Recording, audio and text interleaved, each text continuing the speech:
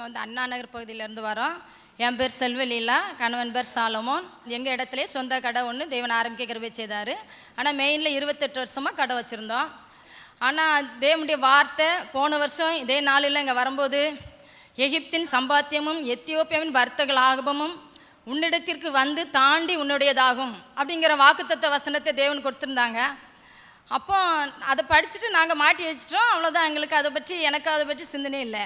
ஒரு நாள் நான் யோசனை பண்ணிவிட்டு ஆண்டவர் இருக்கும்போது, ஆண்டவர் கிருபையா, ஆண்டவர் இவ்வளோ தூரம் இத்தனை கடை இருந்தாலும் நம்ம கடைக்கு இவ்வளோ பேர் ஜனங்க வராங்களே ஆண்டவர் அப்படின்னு சொல்லிட்டு ஆண்டவரை துதிச்சிக்கிட்டே இருக்கும்போது, திடீர்னு அந்த வார்த்தையை நான் படிக்கும்போது கரெக்டாக அவ்வளோ கடை, மெயினில் அவ்வளோ கடை இருக்குது, அதை தாண்டி எங்கள் இடத்துல வராங்கன்னா ஆண்டவருடைய கிருபைன்னு தான் சொல்ல முடியும்.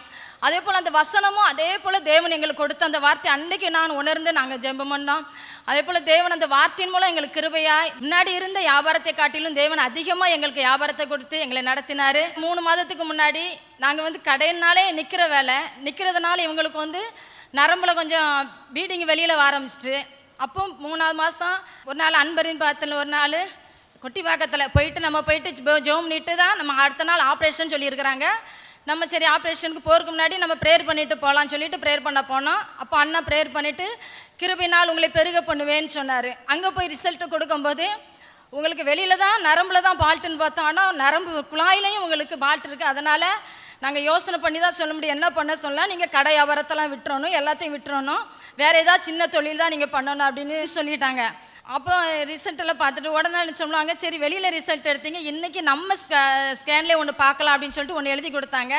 அங்கே அந்த ரிசல்ட்டில் பார்க்கும்போது தேவன் ஒன்றுமே இல்லை, நல்லா இருக்குது, எந்த பிரச்சனையுமே இல்லை அப்படின்னு தேவன் மாற்றி கொடுத்துட்டாங்க. கர்த்தருக்கு ஸ்தோத்திரம். கர்த்தருடைய பரிசுத்த நாமத்துக்கு ஸ்தோத்திரம். நான் திருச்சி ஸ்ரீரங்கம் பட்டணத்துலேருந்து வந்திருக்கிறேன். நான் 10க்கு 13 சைஸில் சின்னதாக ஒரு கடையை பட்டாணி வியாபாரம் தான் நடத்திக்கிட்டு இருந்தேன். பிரதரை சந்தித்து நான் ஜெபம் பண்ணக்கு அப்புறம் 550 ஸ்கொயர் ஃபீட்டில் பெரிய ஒரு கடையாக மாற்றி ஸ்ரீரங்கப்பட்டத்தில் ஒரு மொத்த வியாபாரியாக என்னை மாட்ட கிருபை செய்தார். சென்ற ஆண்டு வியாபாரிகளுடைய ஆசீர்வாத கூட்டத்தில் கலந்துக்கும் போது திருப்தி ஃபுட் ப்ராடக்ட்ங்கிற ஒரு நிறுவனத்தினுடைய அதிபர் அவர்கள் இந்த இடத்துல தன்னுடைய சாட்சியை சொன்னாங்க. அந்த சாட்சியை கேட்டுட்டு நான் ஒரு பொருத்தனை பண்ணியிருந்தேன். எஸ்அப்பா, இந்த மொத்த வியாபாரத்தை தமிழ்நாடு முழுவதும் நான் பண்ணுறதுக்கு எனக்கு ஒரு வழியை திறந்து கொடுக்கணும். அப்போ தான் பிரதர்கிட்ட ஜெபிக்கக்கூடிய ஒரு நல்ல ஒரு சந்தர்ப்பம். 3 நிமிடம் எனக்காக ஜெபிச்சாங்க. நான் சொன்னேன், என்னுடைய வியாபாரத்தை தமிழ்நாடு முழுவதும் கொண்டு போகணும் பிரதர், எனக்காக ஒரு நல்ல ஒரு பிராண்டு பேரை எனக்கு கொடுங்க அப்படின்னு. சுவை ஸ்நாக்ஸ்ங்கிற பேரை நீங்கள் வைங்கன்னு சொன்னாங்க. எனக்கு சுவை ஸ்நாக்ஸ்னோடனே இந்த சுவை ஸ்நாக்ஸை நான் ரிஜிஸ்டர் பண்ணணும். ரிஜிஸ்டர் பண்ணக்கூடிய சூழ்நிலை எப்படி இதை நான் ரிஜிஸ்டர் பண்ணுறது, இது ஏற்கனவே இருக்குமேன்னு என் ஒய்ஃப்கிட்ட நானும் டிஸ்கஸ் பண்ணும்போது சொன்னாங்க, இது கர்த்தர் கொடுத்தது, கண்டிப்பாக யாரும் இந்த பேரை வச்சிருக்க மாட்டாங்க, நீங்கள் தைரியமாக போங்கன்னாங்க. நான் மீடியேட்டர் மூலமாக அந்த நெட்டில் பார்க்கும்போது 17 பேர் சுவைங்கிற பேரை யூஸ் பண்ணியிருக்காங்களோடைய சுவை ஸ்நாக்ஸுங்கிற பேரை யாருமே யூஸ் பண்ணலை. கடன் வாங்காத அளவுக்கு இந்த வியாபாரத்தை கொண்டு வரணும்னு சொன்னேன். இன்றைக்கி கிட்டத்தட்ட 3 லட்ச ரூபாய் வைத்து அந்த தொழிலை ஆரம்பித்தேன். எனக்கு கடைசியாக முடிக்கும் போது கிட்டத்தட்ட 8-9 லட்ச ரூபாய் செலவாச்சுது. 10 பைசா கடன் வாங்கல. அதே மாதிரி என்னுடைய விளம்பரங்கள் கொடுக்கும்போது நீ கோடியாய் பெருகுவாயாக அந்த வசனத்தை ஆதியாகமம் 24:60 வசனத்தை மேலே போட்டு தான் நான் என்னுடைய விளம்பரத்தை எல்லா பத்திரிகையும் கொடுப்பேன். அது என்னுடைய கடையிலையும் அந்த வசனத்தை தான் வச்சிருக்கிறேன். இப்படியாக நான் கடவுளை மகிமைப்படுத்தி கொண்டிருக்கிற நிமித்தமாக எனக்கு தமிழ்நாடு முழுவதும் 41 டீலர்களை இன்னைக்கு கொடுத்துருக்காங்க. அந்த குறுகிய காலத்தில் எனக்கு 41 டீலர்கள் கொடுத்துருக்காங்க.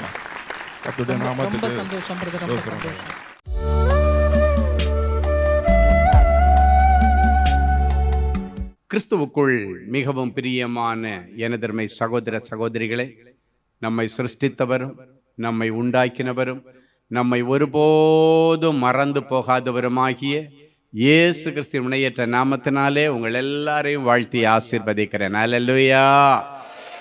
எல்லாரும் சந்தோஷமா இருக்கீங்களா? இந்த நாளிலும் ஆண்டவருடைய பாதப்படியிலே அமர்ந்து, ஆண்டவரே, என் பிள்ளைகளுக்கு பரலோகத்தின் செய்தி, பரலோகத்தின் மன்னா, பரலோகத்தினுடைய வாழ்த்துதல் என்ன, தேவ சமூகத்திலே ஜெபத்திலே தரித்திருந்த பொழுது நம்மை ஆசீர்வதிக்கும்படி ஆண்டவர் கொடுத்த மங்கள வார்த்தை சங்கீதங்களின் புஸ்தகம் 62ஆம் அதிகாரம் 5வது வசனம். எடுத்து வாசிப்போமா? என் ஆத்துமாவே, என் ஆத்துமாவே, தேவனையே நோக்கி அமர்ந்திரு, தேவனையே நோக்கி அமர்ந்திரு. நான் நம்புகிறது அவராலே வரும், நான் நம்புகிறது அவராலே வரும். தேவனையும் என்று சொல்லவில்லை, தேவனையே என்று ஒருமையில் சொல்லப்பட்டிருக்கிறார். அவரை மாத்திரம் நோக்கி பார்த்து, நீ அமைதியாயிரு, அமர்ந்திரு, நான் நம்புகிறது அவராலே வரும் என்று தாவீது ராஜா சங்கீதக்காரன் தனக்கு தானே தன் இருதயத்தை தேற்றிக் கொள்கிறான். பொதுவாக உடைந்து போன உள்ளத்தோடு இருக்கிறவர்களுக்கு மற்றவர்கள் ஆறுதல் சொல்லுவார்கள். கொஞ்சம் பொறுமையாக இருடா, உனக்கு நல்லது நடக்கும், உனக்கும் ஒரு காலம் வரும், அது வரைக்கும் கொஞ்சம் பொறுமையாயிரு, கொஞ்சம் அமைதியாக இருந்தேன்னா ஆண்டவர் நல்லது செய்வார் என்று அநேகருக்கு உற்சாக வார்த்தைகளை சொந்தங்கள் கொடுப்பார்கள், நண்பர்கள் கொடுப்பார்கள். ஆனால் இந்த தாவீதை தூக்கிவிடவும் ஆளில்லை, தாவீதுக்கு ஆறுதல் சொல்லவும் ஆளில்லை, அவனை உற்சாகப்படுத்தவும் ஆளில்லை. எனவே தன்னுடைய ஆத்மா தொய்ந்து போகிற நேரத்தில் எல்லாம் தனக்கு தானே ஆறுதல் சொல்லிக் கொள்ளக்கூடிய ஒரு நிலைமைதான் அவனுக்கு இருந்தது. தன்னுடைய ஆத்மாவை அவனே உற்சாகப்படுத்தி கொள்ளுவான். அதுதான் இந்த வார்த்தையினுடைய ரகசியம். இந்த வார்த்தையில் புதைந்து கிடக்கிற ஒரு ஆசீர்வாதம். தனக்கு தானே ஆறுதல் சொல்லிக் கொள்ளுகிற ஒரு நிலைமை, தனக்கு தானே உற்சாக வார்த்தைகளை சொல்லி அவன் சோர்வில் விழுந்து விடாதபடிக்கு, டிப்ரெஷன்ல விழுந்து விடாதபடிக்கு தன்னுடைய ஆத்மாவை உற்சாகமாய் காத்து கொள்ளுகிற ஒரு மனுஷன். இந்த ஆத்மா தொய்ந்து போனால் அவனுடைய வாழ்க்கையை இடிந்து போகும், அவ்வளவுதான். சிலர் சொல்லுவாங்க, மனசு விட்டு போச்சு, அவ்வளவுதான், இதுக்கு மேல எழும்புறதுக்கு வாய்ப்பில்லைன்னு சொல்லுவாங்க. அவன் அப்படி விட்டு போகிற நேரத்தில் எல்லாம் தன் ஆத்மாவை பார்த்து அவனே பேசுவான். என் ஆத்மாவே, கொஞ்சம் பொறுமையா அமர்ந்திரு, கொஞ்சம் பொறுமையா காத்திரு, நான் நம்பிக்கொண்டிருக்கிறது என் ஆண்டவராலே நிச்சயமாய் வரும், நிச்சயமாய் வரும். இன்றைக்கும் தேவனுடைய பிள்ளைகளை ஆற்றுவதற்கு ஆளில்லை, தேற்றுவதற்கு ஆளில்லை, ஆறுதல் சொல்ல ஆளில்லை, கை தூக்கிவிட ஆளில்லை, உற்சாகப்படுத்தி விட ஆளில்லை. என் இருதயத்தை உடைக்கத்தான் எல்லாரும் காத்திருக்கிறார்கள். என் இருதயத்தை எப்பவும் கிழிச்சு அப்படியே தொங்க விடுறவங்களைத்தான் நான் பார்க்கிறேன். என் இருதயத்துக்கு ஆறுதல் சொல்ல ஒருவரும் இல்லையே என்று நீ வந்திருக்கலாம். இன்றைக்கு இயேசு உனக்கு ஆறுதலின் வார்த்தையாய் சொல்லுகிறார். அடுத்தவருடைய ஆறுதலின் வார்த்தைக்காக நீ காத்திருக்க வேண்டியதில்லை. இப்படிப்பட்ட வேதாகம வசனங்கள் இருக்கும் பொழுது அந்த வார்த்தையை பிடித்து கொண்டு நீங்கள் தேற்றிக் கொள்ளுங்கள். சங்கீதக்காரன் சொல்லுகிறார், உம்முடைய வார்த்தை மாத்திரம் எனக்கு கிடைக்கலன்னா நான் துக்கத்தில் என்னைக்கே செத்து போயிருப்பாண்டவர். உங்க வார்த்தையால தான் நான் இன்னைக்கு வாழ்ந்துட்டு இருக்கிறேன், உங்க வார்த்தையால தான் நான் பழைச்சிட்டு இருக்கிறேன்.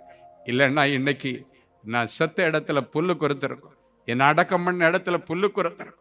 என் அன்பு தேவனுடைய பிள்ளைகளே, இன்றைக்கு வந்திருக்கிறவங்கள் ஒவ்வொருவரையும் பார்த்து சொல்லுகிறார், நீ நம்பி வந்திருக்கிறது என் ஆண்டவராலே ஆகும் என்று சொல்லுகிறார், ஆகும் என்று சொல்லுகிறார்.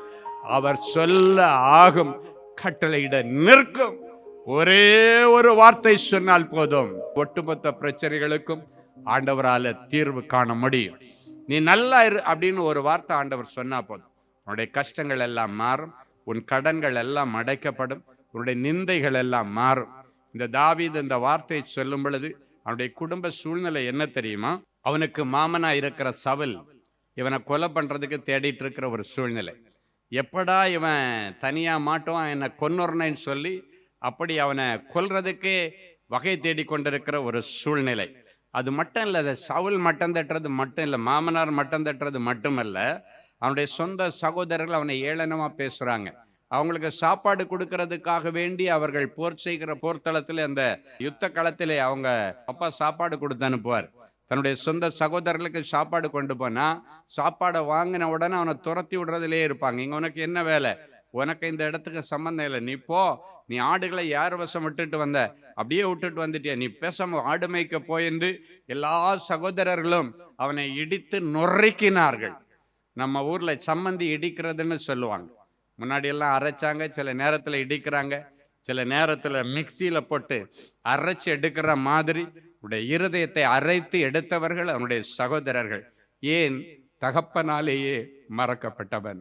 வீட்டிற்கு யாரோ ஒரு பிள்ளைக்கு அரசாட்சி அபிஷேகம் வந்திருக்கிறது, ராஜமேன்மை ஒருவருக்கு வந்திருக்கிறது என்று சாமுவேல் தீர்க்கதரிசி வந்து சொல்லும் பொழுது இந்த தாவீது அவன் தகப்பனால் மறக்கப்பட்டார். நல்ல அப்பான்னா என்ன பண்ணுவார் தெரியுமா?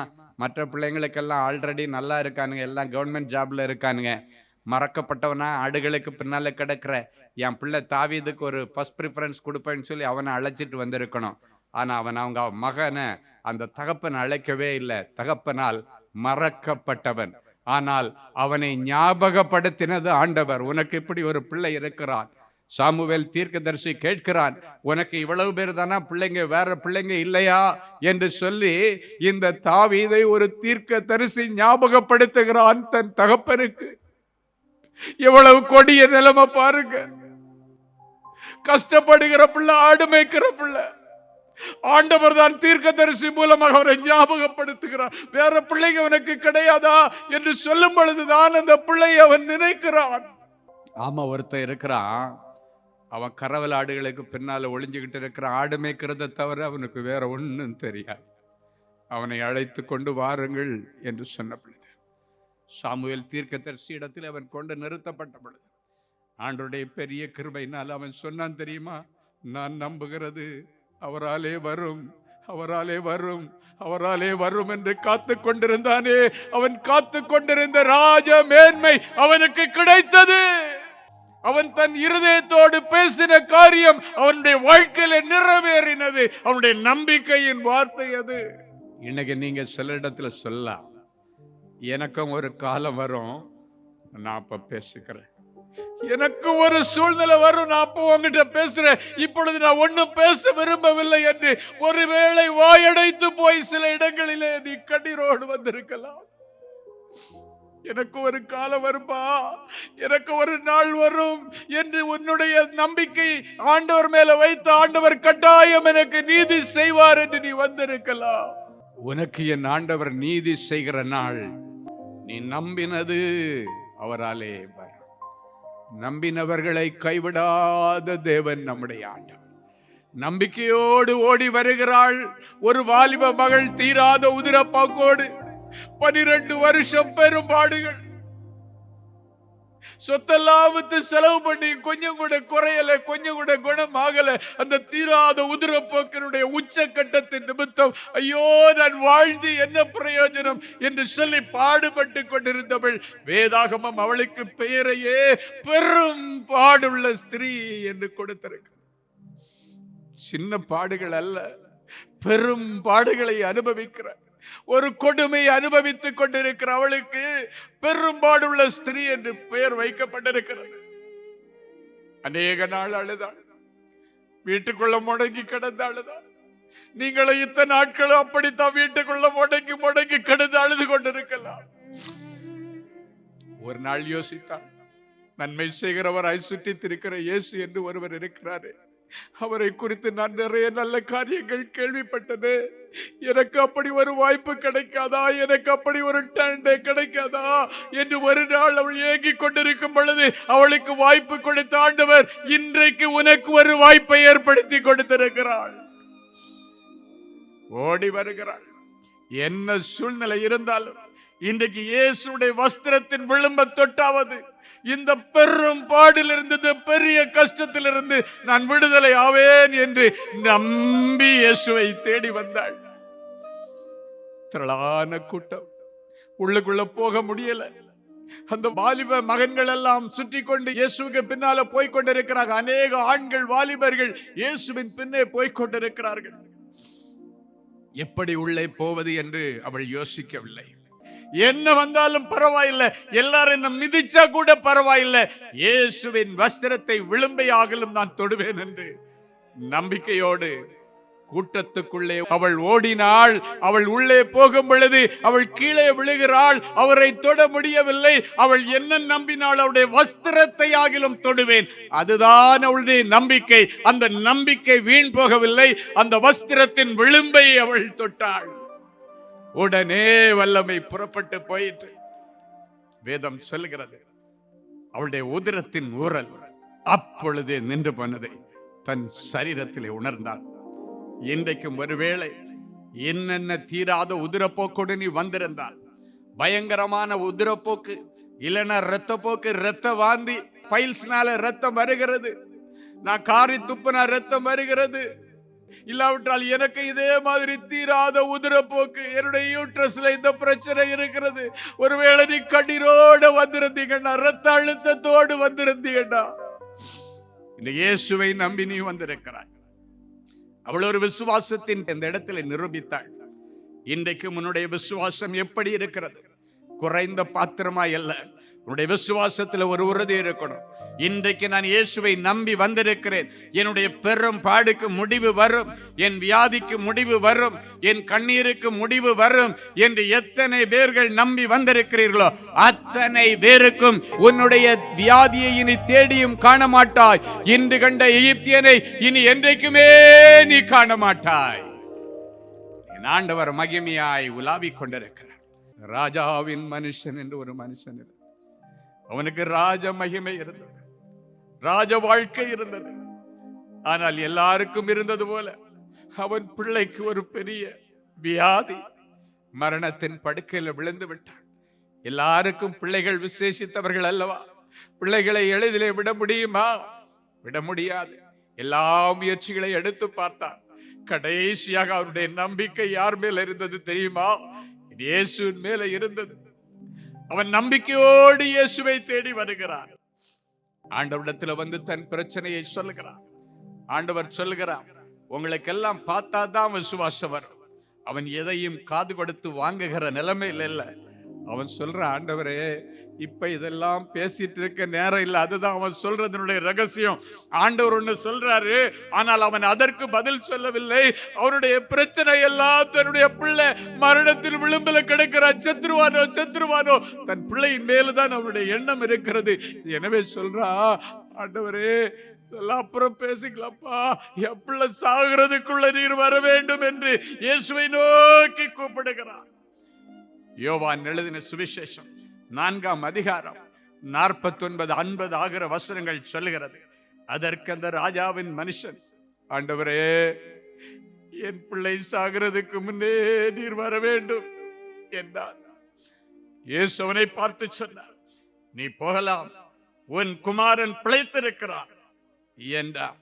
அந்த மனுஷன் இயேசு சொன்ன வார்த்தையை நம்பி போனான்.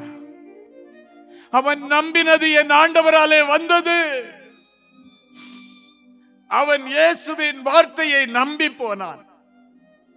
வீட்டுக்கு போகிறதுக்குள்ளால வழியிலே போகும் பொழுது வீட்டிலிருந்து வேலைக்காரர்கள் ஓடி வருகிறார்கள். அவளை பார்த்த உடனே அவருடைய மனசு திக்கு திக்கு திக்கு அடிச்சிருக்கிற. நற்செய்தியோ துர்ச்செய்தியோ தெரியலையே, என்ன செய்தி கொண்டு வர போறாங்களோ தெரியலையே என்று சொல்லி அவருடைய மனசு, அவருடைய ஆத்துமா அடித்து கொண்டிருக்கிற நேரத்திலே நற்செய்தி வந்தது, உங்கள் பிள்ளை பிழைத்து விட்டார். எப்ப எத்தனை மணிக்குன்னு கேட்டார். எப்ப இயேசு நீ நம்பினது அவராலே கிடைத்தது என்று சொன்னாரோ, இயேசுவின் வார்த்தையை நம்பி அவன் போனானோ, அந்த நிமிஷத்துல அவன் பிள்ளை குணமானான். ஹல்லேலூயா. என் அன்பு தேவனுடைய பிள்ளைகளே, இன்னைக்கு இயேசுடைய வார்த்தையை நம்பி நீங்க போகலாம். இயேசுவின் வார்த்தையை நம்பின. ஏனால் அது மனிதனுடைய வார்த்தை அல்ல. மனிதன் வீணா அப்படியே புலம்பிட்டு இருப்பான், அப்படியே வார்த்தைகளை அலம்பிக்கிட்டே இருப்பான். ஆனா எங்க இயேசு அப்படி அல்ல. பொன் மொழிகளை பேசுகிறவர், ஜனங்களுக்கு ஆறுதல் உண்டாக்கும் மொழிகளை பேசுகிறவர், ஜனங்களுக்கு நன்மை விளைவிக்கும் காரியங்களை பேசுகிறவர், நேரத்தை விரயம் பண்ணுகிறவர் அல்ல என் ஆண்டவர். ஆண்டவரே என் பிள்ளை சாகிறதுக்குள்ள வரணும்னு சொல்லி அவன் கேட்கும் பொழுது அவனுடைய இருதயத்தின் வேதனை எவ்வளவு இருந்திருக்கும் என்று என் ஆண்டவருக்கு தெரிந்தது. எனவே தான் சொன்னார், நீ தாமதிக்க வேண்டாம், யூ கேன் கோ. நீ தாமதிக்காத. ஏன்னா ஆண்டவருக்கு அவனுடைய மனசு தெரியுது, இன்னும் கொஞ்ச நேரம் கூட இவன் நின்னா அந்த கவலையில இவனுக்கு ஏதாவது ஆயிடுமோன்னு என் ஆண்டவருக்கு தெரிகிறது. யூ கேன் கோ, நீ போகலாம், உன் பிள்ளை பிழைத்திருப்பான் என்று சொன்னார். என் அன்பு தேவனுடைய பிள்ளைகளே, ஒருவேளை நீங்கள் உங்கள் பிள்ளைகளுடைய சரீரத்தில் ஏதோ ஒரு வியாதி, இந்த வாலிப வயசுல என் பிள்ளைக்கு இந்த கொள்ளை வியாதி வந்து விட்டது, இந்த சின்ன வயசுல என் பிள்ளைக்கு இந்த வியாதி வந்து விட்டது, நானே ஆரோக்கியமா இருக்கிறேன், அதுக்குள்ளால என் பிள்ளைக்கு இந்த வியாதி வந்து விட்டது என்று யாரெல்லாம் கண்ணீரோட உங்க பிள்ளைகளுக்காக இந்த ராஜாவின் மனுஷனை போல ஆண்டவரை நம்பி வந்திருக்கிறீர்களோ, இன்றைக்கு ஒரு அற்புதம் நடக்கும். நிச்சயமாக முடியும். உன் நம்பிக்கை வீண் போக. இருதயத்தை பார்த்து சொல்லிட்டு, என் இருதயமே, என் ஆத்துமாவே, நீ ஏன் கலங்குகிறாய்? நீ ஏன் தியங்குகிறாய்? இன்னும் கொஞ்சம் பொறுமையா இரு. என் ஆண்டவர் வார்த்தை சொல்லிட்டாரு, நீ நம்பி இருக்கிறது என் ஆண்டவராலே வரும் வரும் வரும். அப்பா, என் பிள்ளைகள் நம்பி இருக்கிற அரசாங்க வேலை என் பிள்ளைகளுக்கு கைகூடி வரட்டுப்பா. கேள்விக்குறியா இருக்கிற அந்த ஆசீர்வாதம் என் பிள்ளைகளுக்கு அழகாக கனிஞ்சு கையில கிடைக்கட்டுப்பா. என் பிள்ளைகள் காத்திருக்கிற, அமர்ந்து எதிர்பார்த்து கொண்டிருக்கிற விசா உம்மாலே வரட்டும். அந்த விசாவில் இருக்கிற தடைகள் உடைக்கப்படுவதாக. சந்தோஷம் அந்த தேசங்களில் என் பிள்ளைகள் போய் 4 காசு சேமிச்சு வீடு, வாசல், தோட்டம், துறவுகள், வாகனங்கள் எல்லாம் வாங்கி சுகமா இருக்கட்டும்பா. அடுத்து என் பிள்ளைங்க சொல்லணும், என் ஆத்துமாவே நீ கர்த்தரை ஸ்தோத்திரின்னு சொல்லணும். என் ஆத்துமாவே கர்த்தரை நோக்கி அமர்ந்திருன்னு சொன்ன பிள்ளைங்க ஆண்டவரால் அது கிடைச்ச உடனடியாக, என் ஆத்துமாவே நீ கர்த்தரை ஸ்தோத்திரி, அவர் உனக்கு அனுப்பினதை நீ மறவாதே.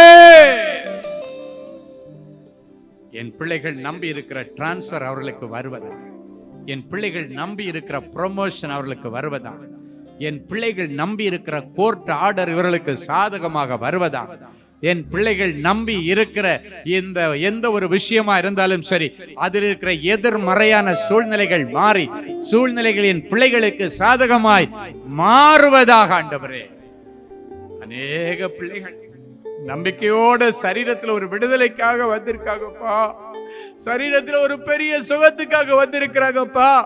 எப்பேற்பட்ட கொள்ளை நோயா இருந்தாலும் இயேசுடைய தழும்புள்ள கரம் இப்பொழுது வந்திருக்கிற உங்க ஒவ்வொருவர் மேல வைக்கப்படுகிறதை என் தரிசன கண்களை பார்க்கிறேன். அப்படியே கரங்களை தட்டி ஆண்டவருடைய வல்லமையை பெற்றுக்கொள்ளுங்க.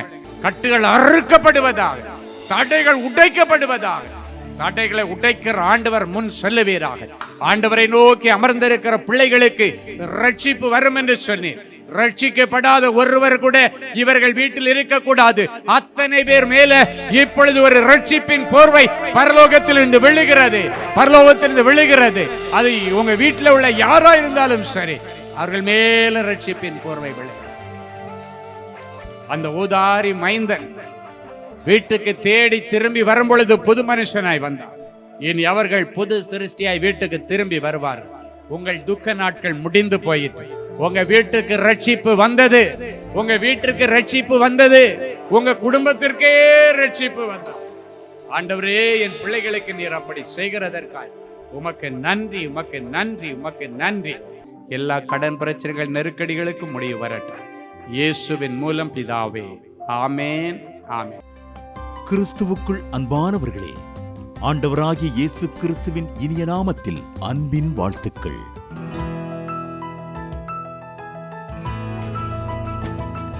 எங்களுடைய மார்வெல் திருமண தகவல் மையத்தை ஆன்லைன் சேவை மூலம் உங்களுக்கு அறிமுகப்படுத்துவதில் நாங்கள் மிகுந்த மகிழ்ச்சி அடைகிறோம்.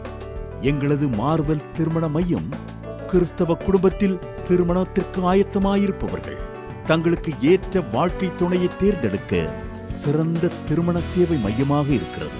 மேலும் மார்வெல் திருமண தகவல் மையத்தில் நீங்கள் பதிவு செய்வதற்கு எங்களது இணையதள முகவரி www.marvelmatrimony.com மற்றும் அலைபேசி எண் 7824855999 என்ற எண்ணிற்கு தொடர்பு கொள்ளலாம். சென்னை, நாகர்கோவில் மற்றும் மும்பை நகரில் உள்ளவர்கள் பதிவு செய்ய விரும்பினால் கீழ்க்கண்ட விலாசங்களில் உள்ள எங்களது அலுவலகங்களோடு தொடர்பு கொள்ளலாம். தேவனின் அன்பு ஊழியங்கள் எண் 14, ராமலிங்க நகர், OMR ரோட், SRP டூல்ஸ் அருகில், கொட்டிவாக்கம், சென்னை 41. Email info@marvelmatrimony.com. ஆண்டவர்தாமே உங்களை அளவில்லாமல் ஆசீர்வதிப்பாராக. Genesis Creations Media Academy, certification in media technology. Our course includes videography, photography,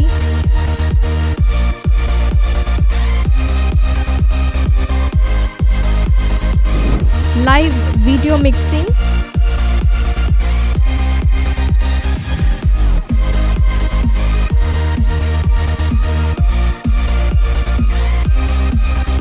Photoshop, live sound mixing,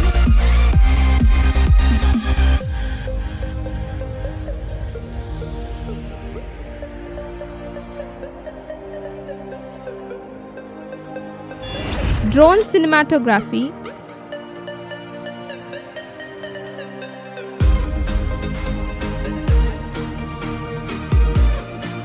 and video editing.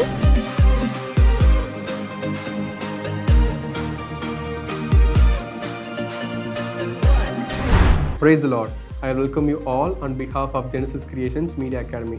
இந்த கோர்ஸ் நாங்கள் ஸ்டார்ட் பண்ணதுக்கான மெயின் ரீசன்ஸ் பார்த்தீங்கன்னா 3 பெனிஃபிட்ஸ் இருக்குங்க. First benefit பார்த்தீங்கன்னா இந்த கோர்ஸ் வந்து ஜஸ்ட் 3 months கோர்ஸ் தான். நீங்கள் 3 months இந்த கோர்ஸை நீங்கள் படித்து முடிச்சிடலாம். செகண்ட் பெனிஃபிட் பார்த்தீங்கன்னா இது வந்து ரொம்ப காஸ்ட் எஃபெக்டிவ். ஸோ நீங்கள் ஈஸியாக அஃபோர்ட் பண்ணி இந்த கோர்ஸை நீங்கள் படித்து முடிக்கலாம். மூணாவது பார்த்தீங்கன்னா இங்கே வந்து professional teaching with professional equipments கொடுக்குறோம். ஸோ நீங்கள் ஃப்யூச்சரில் எங்கேயாவது போய் ஜாப் ஜாயின் பண்ணாலும் சரி, இல்லை நீங்கள் வந்து பிஸ்னஸே ஆரம்பித்தாலும் சரி, அந்த ப்ரொஃபஷனல் எக்யூப்மெண்ட்ஸை ஹேண்டில் பண்ணுறதுக்கான ப்ரொஃபஷனல் ட்ரைனிங் நாங்களே உங்களுக்கு கொடுத்துருவோம். ஸோ நீங்கள் கோர்ஸ் முடிச்சுட்டு வெளியே போகும்போது உங்களுக்கு ஜாப் கைடன்ஸ் அண்ட் இன்டர்ன்ஷிப் நாங்களே கொடுத்துருவாங்க. ஸோ இதுக்கும் மேலே உங்களுக்கு ஏதாவது டீட்டெயில்ஸ் வேணும்னா நீங்கள் ஸ்டாஃபை காண்டாக்ட் பண்ணலாம். உங்களுக்கு எல்லா டீட்டெயில்ஸும் கொடுப்பாங்க. வாங்க நம்ம கிளாஸ் ரூமில் சந்திக்கலாம். Thank you. For further details, contact 7824850999 or visit our website at www.genesiscreations.in.